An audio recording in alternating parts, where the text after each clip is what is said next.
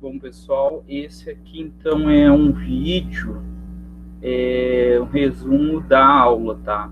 Lembrando que o que eu esperava de vocês é que após a aula vocês tivessem, né, lido aquele material que eu deixei para vocês e visto os vídeos, né? Eu deixei 4 ou 5 vídeos, cada um sobre um assunto que a gente tratou, né? E que vocês pudessem visualizar o conteúdo que a gente estudou naqueles vídeos. Só tem um vídeo que é mais compridinho, mas que eu achei bem interessante ali, o que o geógrafo definiu, né? A questão da pobreza e da desigualdade social, e apesar de ele ser um pouco maior, eu acho que ia contribuir bastante para vocês, tá? Então, só para a gente resumir, então, lembrando que assim, a primeira avaliação ali é o questionário de presença, ele é mais simples, né? Ele só tem 3 alternativas, e já depois a prova, e ela vai ser, as perguntas são um pouco mais elaboradas, e elas vão ter 5 alternativas. E eu já faço isso justamente imaginando que vocês vão ter livre consulta ao material, né? Então vocês vão poder, sei lá, tá com o texto do lado, ou sei lá, com outro celular, ou no computador, no celular, o texto. Então eu já faço umas questões para vocês pensarem um pouquinho, tá? Então, o primeiro tópico de estudo que a gente viu foi a regionalização do espaço mundial, que nada mais é que dividir o espaço, né, o espaço geográfico, para melhor entender um fenômeno qualquer, tá?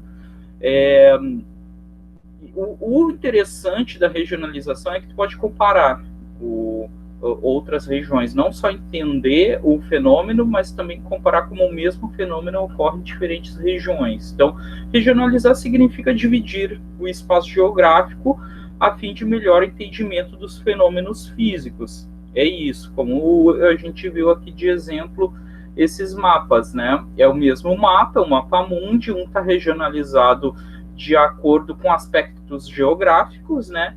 E esse segundo mapa são aspectos econômicos, né? Então, aqui está o sul subdesenvolvido e o norte desenvolvido, né? Então, é fatores socioeconômicos, tá? Mas é o mesmo mapa, tá? Esse daqui é a regionalização que a gente teve em vigor até 1989, que era chamada de teoria dos mundos, né?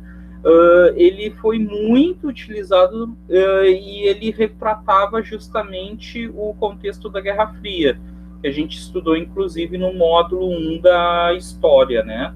Então aqui tinha os países do bloco capitalista, e é o capitalismo do tipo liberal, né? Liderado pelos Estados Unidos, e essa mancha vermelha aqui, os países do bloco socialista, liderado pela União Soviética. Os em verde, que seria o terceiro mundo, seriam esses países que não estão alinhados nem com o capitalismo liberal, nem com o socialismo, eles são ditos neutros, tá? E vão se aliar ou a um ou ao outro conforme a necessidade do momento, tá? Em geral, os países da América, com a exceção de Cuba, Nicarágua, sempre tiveram alinhados com os Estados Unidos, tá? Mas isso não significou que eles não tivessem relações comerciais com os países do bloco socialista, né? O que de fato caracteriza esse terceiro mundo aqui, esse terceiro mundismo, né? Mundista, não sei como é que é o correto de se falar, justamente não está comprometido 100% com essas ideologias, ou do capitalismo do tipo liberal, ou do socialismo, tá? Mas cabe lembrar que essa forma de regionalização ela está ultrapassada, ela está obsoleta desde 1889, quando tem a dissolução da União Soviética, depois 91 com a queda do Muro de Berlim, então isso não existe mais. Não que não tenha socialismo, tá? Não é isso. Porque não existe mais a tensão da Guerra Fria, que era o que marcava ou que justificava a divisão do mundo dessa maneira aqui, tá? Então não tem mais não faz mais sentido essa forma de regionalização, tá? Os critérios da regionalização normalmente são esses 5 que a gente viu, mas pode ter outros. Isso vai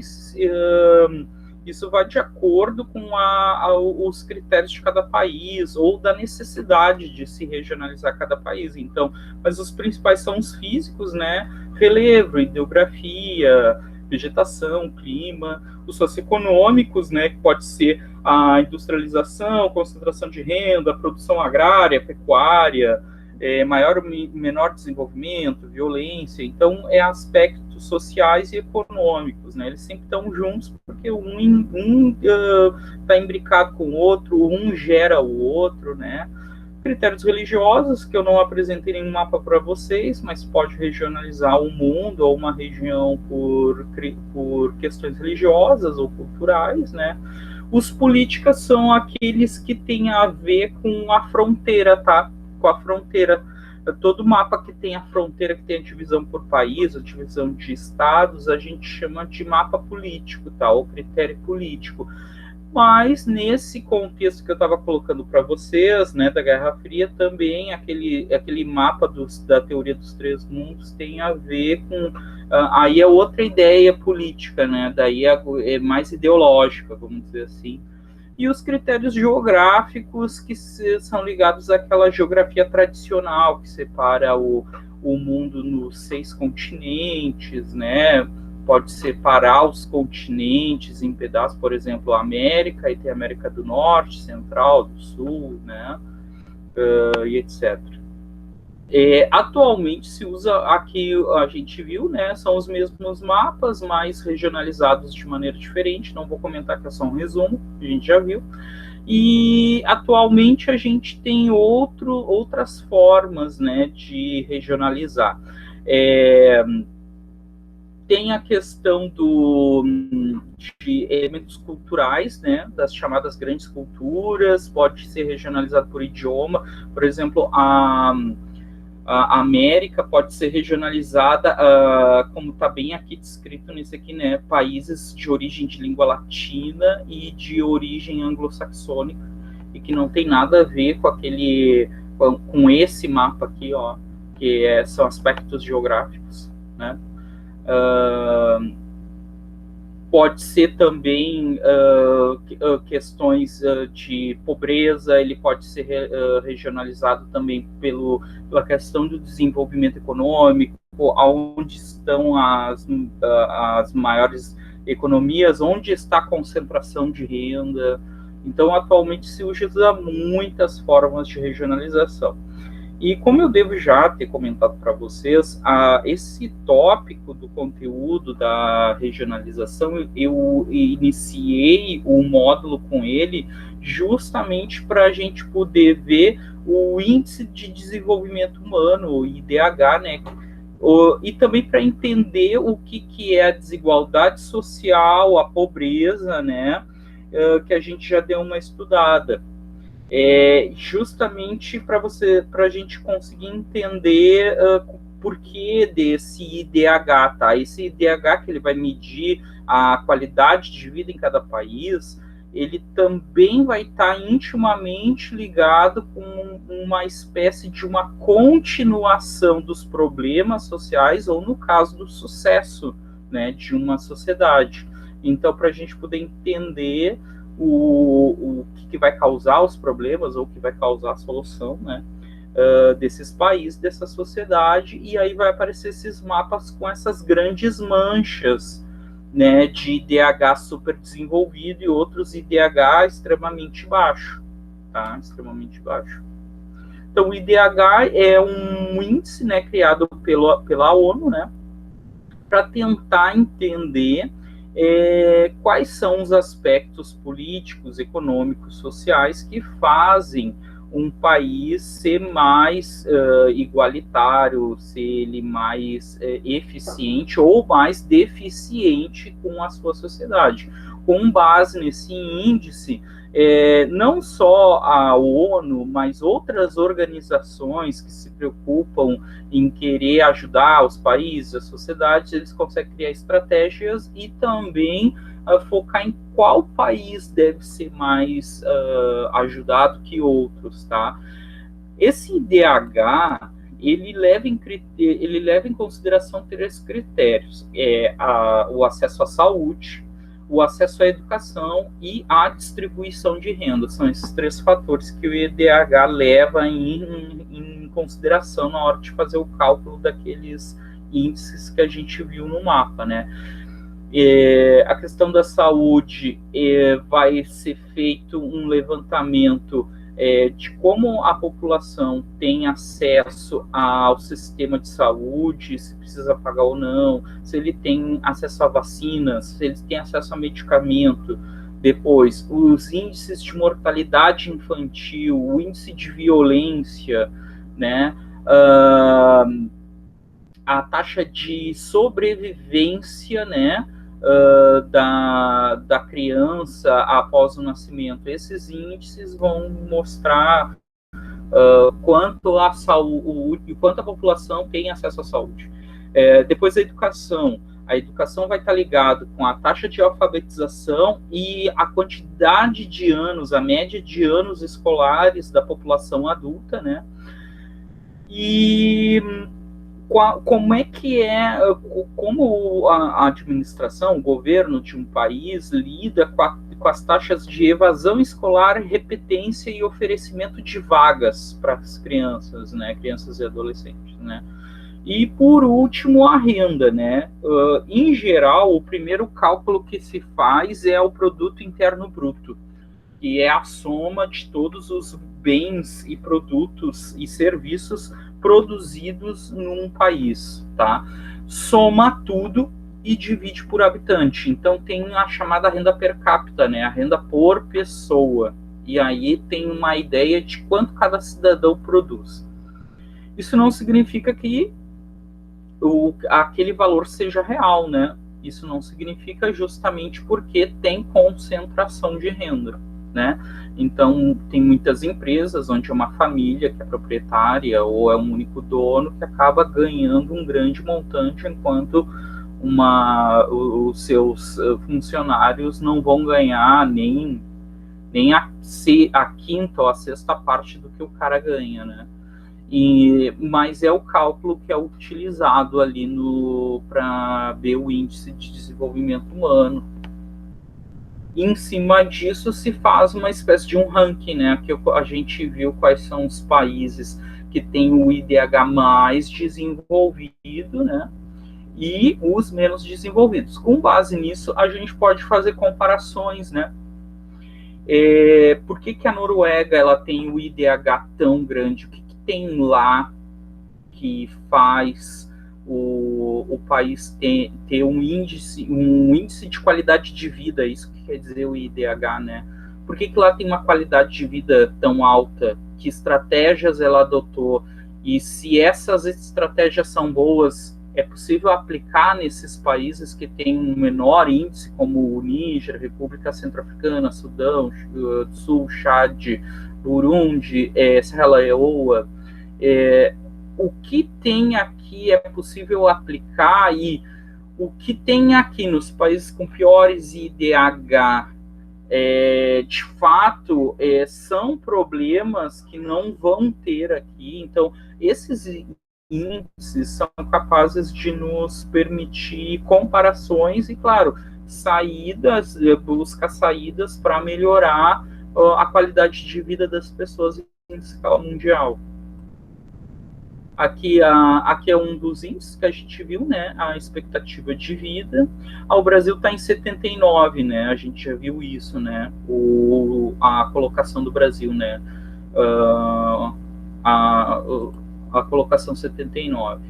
Aqui a questão da renda per capita, que eu estava colocando para vocês, aquela medida em dólares, né? O Brasil ficaria aqui, seria dólares anuais aqui, né? Para nós seria entre 10 e 20 mil dólares anuais. É claro que a gente não recebe isso, né? O dólar está 5 vezes mais, né? Ninguém recebe isso, nem eu que sou funcionário público concursado não recebo isso. Mas por quê? Porque tem a concentração de renda, né? Então tem poucos que ganham um maior montante, tem um monte de gente que fica quase sem nada. Outro exemplo muito claro que tem um super um super nível de desigualdade social que a gente vê aqui na África do Sul, que ele tem o IDH, a renda per capita com o mesmo, no mesmo índice que o Brasil, mas lá tem uma enorme quantidade de pobres, né, miseráveis. Mas aqui tem uma elite social que é dona dos bens de produção. Então, eles produzem muito e pagam uma mão de obra super barata, né? E aí, quando a gente viu esse conteúdo do IDH, a gente começa a tentar entender por que enxergar, né, quais os motivos dessas desigualdades econômicas mundiais. Aqui, além de ser um mapa, outra forma de regionalização que a gente já viu, né?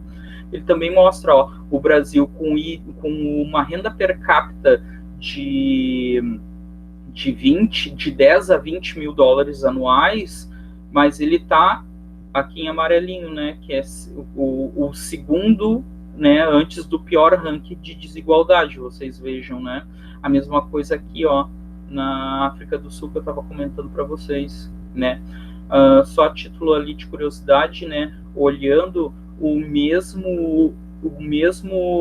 a mesma produção de dólares do Brasil é a mesma do México, e o México está na pior marca da desigualdade social aqui, na mesma pior que muitos países da África, para vocês verem quanto de concentração de renda tem aqui no México. Outro exemplo aqui interessante que a gente viu aqui,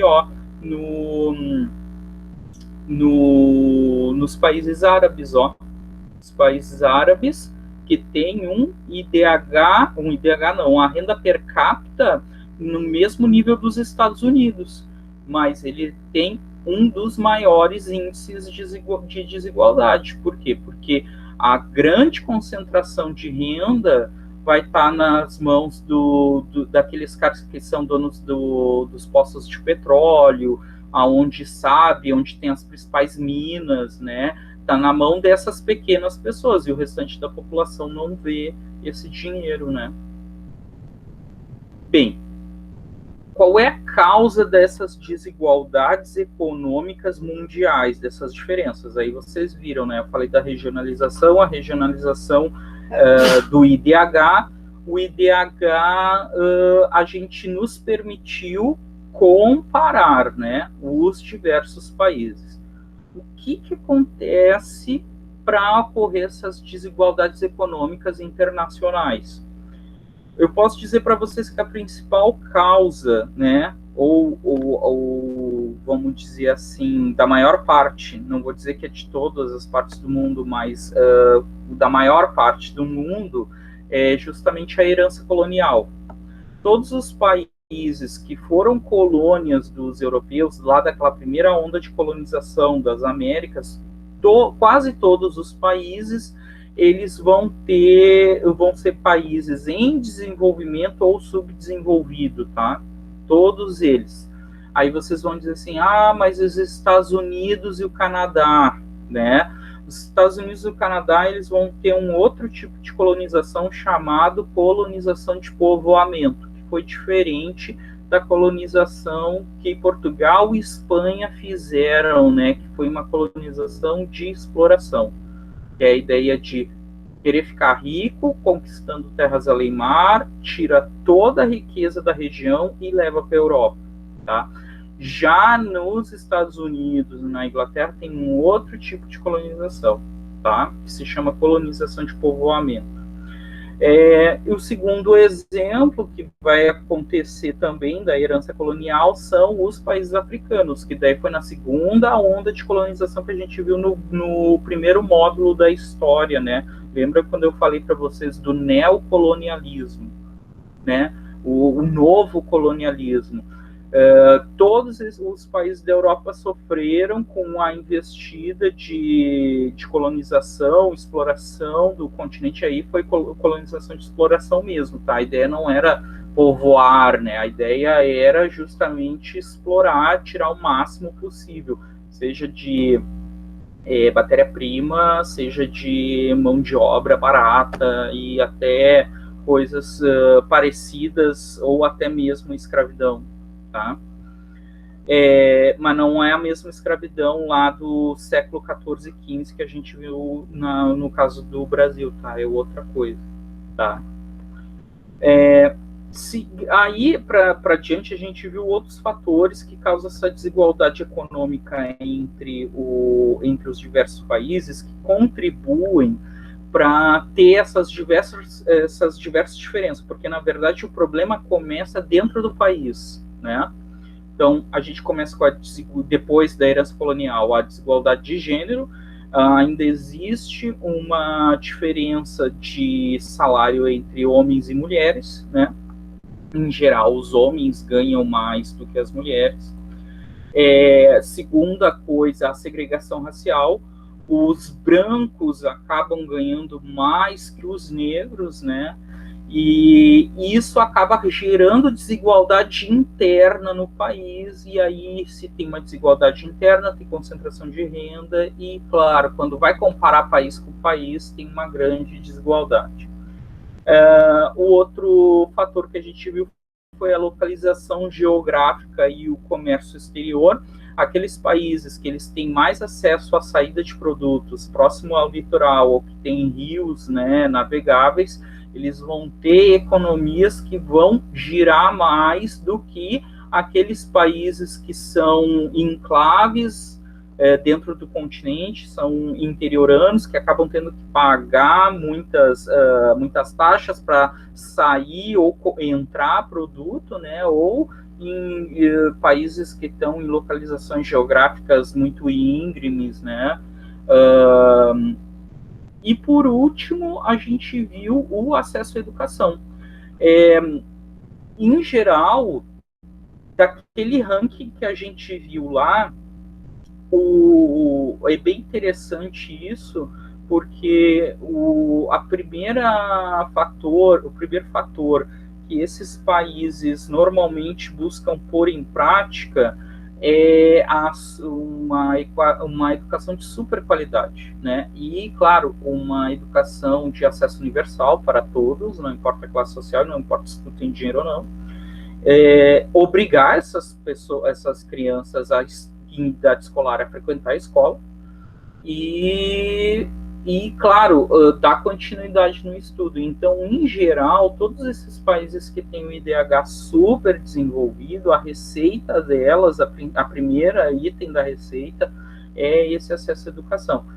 Quando se vai olhar nos países que têm o IDH baixo, observa-se que tem dificuldade ou não se tem investimento na educação e se tem muita dificuldade de manter essas crianças na escola. Muitas vezes, uma família muito pobre, os pais trabalhando não tem condições de manter a família, e aí a criança, o adolescente precisa sair para trabalhar, para ajudar a família a manter a casa. Então, a ideia do acesso à educação, a gente percebe que está muito presente ou ausente, né, nesses países que tem um índice de IDH alto, ou ao contrário, né, o índice de IDH muito baixo. Então, o acesso à educação é uma palavra-chave. E a última parte do conteúdo que a gente viu foi a ideia da pobreza e desigualdade social. Esses parâmetros que a gente estudou, eles todos acabam vindo dessas organizações mundiais que tentam entender o mundo e tentam criar estratégias, né, para melhorar o mundo. Esse índice aqui que a gente viu já, né, mediu a pobreza. Quando a gente fala em pobreza, eu já devo ter falado para vocês, né, pobreza absoluta e pobreza extrema é a mesma coisa, são só termos diferentes, mas representam a mesma coisa, tá? E a ideia da pobreza relativa é o que está ali no índice como pobreza apenas, tá? Então, ela pode ser definida de muitas formas, isso pode variar de cultura para cultura, de país para país, mas, em geral, a Organização das Nações Unidas define, assim, que a pobreza é uma condição onde as necessidades básicas das pessoas por comida, roupa e abrigo não estão sendo atendidas. Então, em geral, é essa, tá? A pobreza absoluta, apesar de estar ali dizendo que a privação, né, de abrigo, de comida, né, ela tem um valor, tá? Considera-se pobreza absoluta quem vive com menos de $1,90, abaixo, né, de $1,90. Até pouco tempo se considerava $1,25. Se vocês procurarem em alguns vídeos, vai aparecer $1,25, mas o dado mais atual considerou $1,90. Tá? Então, pessoas que vivem abaixo desse valor. E a pobreza relativa é quando as pessoas não desfrutam de um certo nível mínimo de padrão de vida, como determinado pelo governo. Por exemplo, uma população que não tem acesso à cultura, que não consegue comprar certos bens, por exemplo, geladeira, máquina de lavar, sei lá, chuveiro, bens que a gente entende que são o mínimo necessário para sobreviver. Mas ele também tem um valor, tá? Que é de $1,90, né, dólares diários até $5,50, tá, diários. Isso vai dar, eu fui fazer o cálculo, isso vai dar mais ou menos 889 ou 900, depende do dia que vocês fizeram o cálculo ali, tá? É um pouco abaixo do salário mínimo, tá, por mês. É a ideia de, ou também tem a ideia assim, ó, que a gente viu também, que é aquele trabalhador empobrecido, que é o cara que ele é trabalhador, ele trabalha o dia inteiro e mesmo trabalhando durante toda uma vida, ele não consegue adquirir aquilo que se entende que é o mínimo para sobrevivência. Isso também tem a ideia de pobreza relativa, tá? Causas da pobreza, que foi a última coisa que a gente viu. Vou olhar aqui, não, ainda tem mais um, que é o efeito, a causa da pobreza.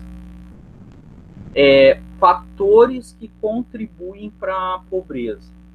O sujeito está desempregado há muito tempo, ele contribui, ou num trabalho mal remunerado, que é aquela expressão, aquele termo que a gente viu do trabalhador empobrecido, tá? Segunda coisa, o sujeito muito idoso muitas vezes tem dificuldade de conseguir emprego. Se ele tem dificuldade de conseguir emprego, ele pode entrar, né, correr o risco de entrar nessa situação de pobreza, né? Ou a criança cujos pais estão nessa situação de pobreza, ele corre o risco de se tornar uma pobreza geracional, de essa criança não conseguir sair.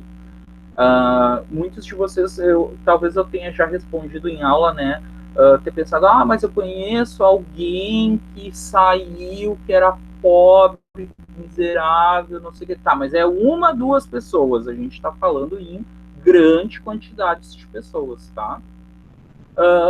A questão da saúde, pessoas que têm uma doença prolongada com deficiência têm mais dificuldade de conseguir emprego, então, consequentemente, ele corre mais risco, né, de ficar na situação de pobreza. O acesso da educação também se observou que pessoas que abandonam a escola ou que elas têm menos qualificação para o trabalho acaba ficando mais propensa à situação de pobreza. Por quê? Porque o emprego muitas vezes tem uma escolaridade mínima exigida. E talvez muitos de vocês tenham voltado para estudar justamente por causa disso. Eu quero terminar o ensino médio para conseguir um emprego melhor. Ou eu terminar o ensino médio para entrar na faculdade. Então, quando não tem essa escolaridade mínima, essa qualificação mínima, tem mais dificuldade em conseguir um emprego, ou acaba conseguindo um emprego que ganha menos, né?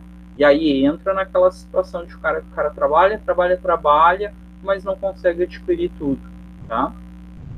Se observou também que famílias monoparentais são mais propensas na situação de pobreza. Para explicar um pouquinho, né, reforçar isso. Monoparentais é quando tem só um pai, ou só uma mãe, ou só uma avó, né, ou tio, quando só tem uma pessoa na família trabalhando. Por que é mais propenso? Porque muitas vezes são famílias extensas, né? São 2, 3 filhos, às vezes tem um sobrinho, tem 2, tem um filho, tem um neto, e só uma pessoa na família trabalhando. Então, e aí é interessante porque um fator está imbricado no outro, né? Então muitas vezes tem só a mãe trabalhando, ou só o pai trabalhando, aí ficou o filho mais velho, o filho acaba se sentindo na obrigação de sair para trabalhar para ajudar a pagar as contas em casa, ou sai para trabalhar para conseguir comprar suas coisas, porque só a mãe trabalhando, ou só o avô, ou só a avó trabalhando não dá conta de comprar o que tu quer. Então tu sai para trabalhar, abandona o colégio, né? Então é essa ideia, tá? Da família que só tem um indivíduo trabalhando. E o último fator que a gente viu é a localização, né? A pessoa ou a família, né, que mora em comunidade desfavorecida ou com poucas oportunidades de emprego, corre o risco de entrar nessa situação de pobreza. E a última coisa que a gente viu é os efeitos da pobreza, né? Questão de a pessoa se afundar em dívida, né? Porque ele não tem o dinheiro para poder se alimentar, para poder, sei lá, comprar as coisas de necessidade, e aí usa cartão de crédito, pede dinheiro emprestado, pede fiado no mercado e etc e tal, acaba se endividando e acaba ficando muitas vezes impossibilitado de pagar essas contas, de comprar em determinados lugares. A questão da educação, né? O sujeito acaba se privando às vezes da educação, ou só vai voltar a estudar quando ficar mais velho, né? Quando estiver numa outra situação, acaba buscando outra forma de poder ter acesso à educação. Talvez muitos de vocês tenham passado, talvez, né? Hoje em dia tem SEJA, tem outras formas aí de suprir isso, mas a ideia é o quê? Que vocês tivessem estudado em idade escolar, em idade propícia, mas algo aconteceu que vocês não puderam seguir, né? E muitas coisas têm envolvido com questões econômicas e sociais, né? Saúde, né?